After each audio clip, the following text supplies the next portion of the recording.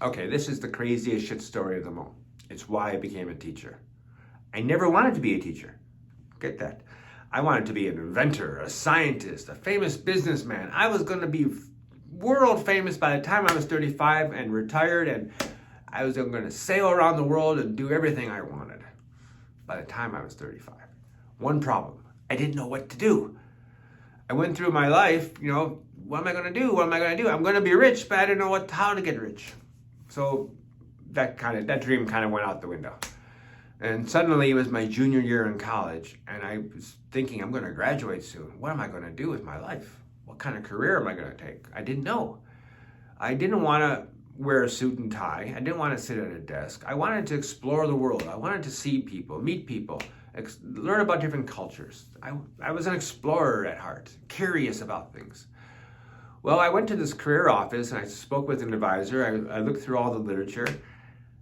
And the only job that looked interesting to me was the Peace Corps. I can go outside, I can travel the world, I can meet people, I can help people, maybe learn a new language, all this cool stuff. And give me a couple of years maybe to figure out what to do with my life. Getting some new training, getting some new skills, figuring out my role in the world. And so I applied, and they accepted me. Part of the application process was filling out these checklists of all the things you can do. And one of those check boxes was carpentry. I said I can do carpentry. I was never trained in carpentry. I could do some carpentry. I can build some things. I can fix some things. I can hammer a nail in, not always straight, often a bent. I can cut things. I can make some joints. I can do some basic carpentry. But I was no way qualified to be a carpenter. And then to top it all off, they said teach carpentry. Where did the teach come from? I had never taught anything in my life. I had helped my friends with some homework and stuff. That's the closest I ever came to teaching. Suddenly they're telling me I need to teach carpentry. Well, if the Peace Corps said I can teach carpentry, well, I'm going to teach carpentry. If they say I can do it, then surely I can do it. Why not? Other people did it. So I started studying about carpentry, and I learned a lot. The vocabulary, at least. I didn't get any new practical skills. Anyway, then I went off to the Peace Corps. And in the Peace Corps, we had lots of training about different things. And one of the trainings was how to teach. So another Peace Corps volunteer worked with me and taught me how to teach. This is how you plan your class. This is the beginning of the class, the middle of the class, the end of the class. And most importantly, this is how you discipline the class. It's very important, they told me, or she told me, make sure the class is disciplined or they'll walk all over you and no learning will happen. Don't tell any jokes. Don't have fun. I know you're going to want to tell jokes, but don't tell any jokes. Well, what's the first thing I did? I started telling jokes and having fun and laughing. And the kids were laughing. And no learning happened. And they walked all over me. And the other volunteer had to come in and put order into the class. And she talked to me after the class. Don't tell jokes. Be strict. Take attendance. Call them by their names. Tell them to sit down. No talking out of order. If they do get out of order, write on the board. And if you write on the board, they'll be quiet because they'll write everything down because they don't have any textbooks. So anything you write is important to them. So if you want them to be quiet, write on the board. So I remember that. Next class, of course, I started telling jokes and having fun, but I wrote on the board and they became quiet. That was good. So I would mix it up. Write on the board, tell jokes. Write on the board, tell jokes. And we had a fun time. The Peace Corps volunteer who was supervising me was not very appreciative of my approach. And not much learning happened, but some learning happened. I was teaching long division, and the kids actually did learn how to do long division. I had the kids for 2 weeks. These were 5th and 6th graders. This was summer school. They didn't have to be there. They were good students. They were volunteers. They were so I had a good group. And again, this was 2 weeks practice.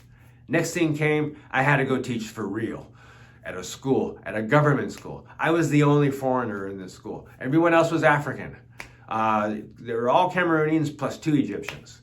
And me, I was the only white person. Felt very obvious. So the first day of class, I go there. They have a big assembly. There's 1,000 students and maybe 100 faculty. They're all lined up, raising the flag, and then the principal gives some announcements, and I'm standing next to the principal, and he says, "Welcome, everyone. Let's all welcome Mr. Bradley Arnold from America. He's with the Peace Corps. He's volunteering to come and teach carpentry and math to our students." And everyone's applauding for me, and I'm kind of embarrassed and shy. I didn't know this was going to happen, and I thanked everyone and waved my hand, and I turned around, and boom, walked right into the sign, the welcome sign for the school. And back then it was an old metal rusty sign. And I gashed my head right across here. And blood was dripping down. Luckily it was a clean gash and I didn't need stitches, just a bandage was able to hold it together. And there's still a scar there. You can't see it, but I can feel it. It's kind of numb right around the edge of the eyebrow. Well, anyway, that was my first day of school, blood dripping down.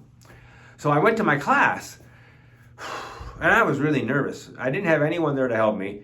It was a group of 8th grade boys, all boys, and I was teaching them basic carpentry, but it's day one. I wasn't going to teach them much, just introduction, hello. But I walked into that classroom, really nervous, and you can kind of see from this picture what the classroom looked like. There were some students, there was a desk, a very small desk, there was a board behind it. The board was, I think the board was made out of plywood. It could have been cement. Just to be clear, cement, if you wrote on a cement board, the chalk would last a long time, but it's very difficult to clean. You had to wash the board with a rag or just repaint it. If you had a cement board, it was very easy to clean, but you went through the chalk very quickly. And we were only given one box of chalk per term. So if we finished our chalk, we had to go buy our own chalk. Well, anyway, that's another story. Anyway, I walked into the classroom. This is the first time I saw the classroom. And I saw that little desk. I saw that blackboard. Saw the students kind of running around. I had one student, he was the head boy. His name was Benjamin. He was the head student. And I knew to depend on him to keep the class in order. So I told Benjamin, time for class to begin, and he told everyone to sit down, and they sat down. The student, Benjamin, he took attendance. He gave me the attendance report. And then everyone's looking at me, and I remember I wrote on the board, I'm left-handed, so I wrote my name on the board, and everyone's, oh, he's left-handed. And everyone's talking, and they start laughing and talking, and not only am I white, I'm left-handed. And then they noticed that I have blue eyes, and everyone was out of control. Everyone's laughing and talking. They couldn't believe this. But I wrote on the board, and they all wrote. I remember that strategy. Write on the board, they'll be quiet, and they'll write. And so I did that. But then I stopped writing, and they stopped writing. And they're like, Mister, you're left-handed. Mister, you have blue eyes. Yeah, yes, I know that. I was trying to tell them. Anyway, we started talking, and we had fun. Class got out of control, of course. I had to have another teacher come in and get control of the class for me. I was rather embarrassed about that. But again, I got to know the kids. The next class came, it got out of control, but I didn't have another teacher come in. I had the head boy, the head student help me get the kids under control. I remember right on the board to get them to be quiet. And after a while, we got some balance going. I had some fun. I would tell jokes. I would teach them stuff, and they would learn, and we got a nice balance. It was difficult to get discipline. A lot of kids just were wild. They would go out and do all kinds of things, and you see how they cheated. Cheating, they would write the answers on their hand, and they would just be reading their hand like this and doing the test. It's like, what?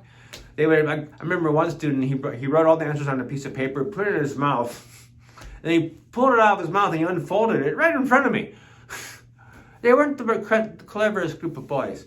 But I really had fun with them, and over the time, I got them to learn.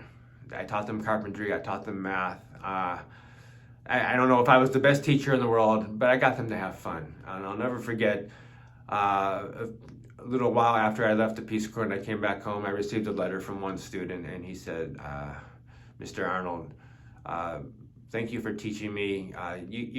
The most important, basically what he said was, the most important thing you taught me was learning can be fun. And I took that with me. I remember that because I always tried to have fun. All the years that I taught, I had fun. That's why I taught.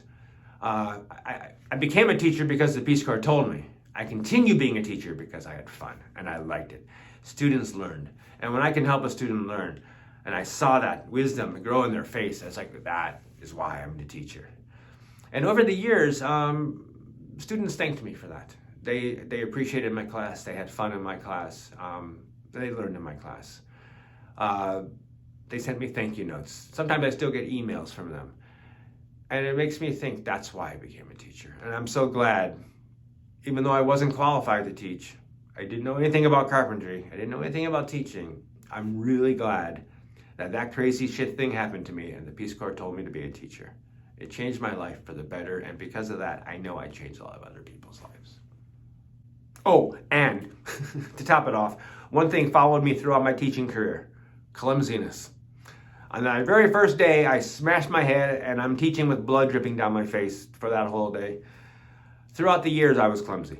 I would back up, hit the board, I'd trip over a stage or over a chair or something.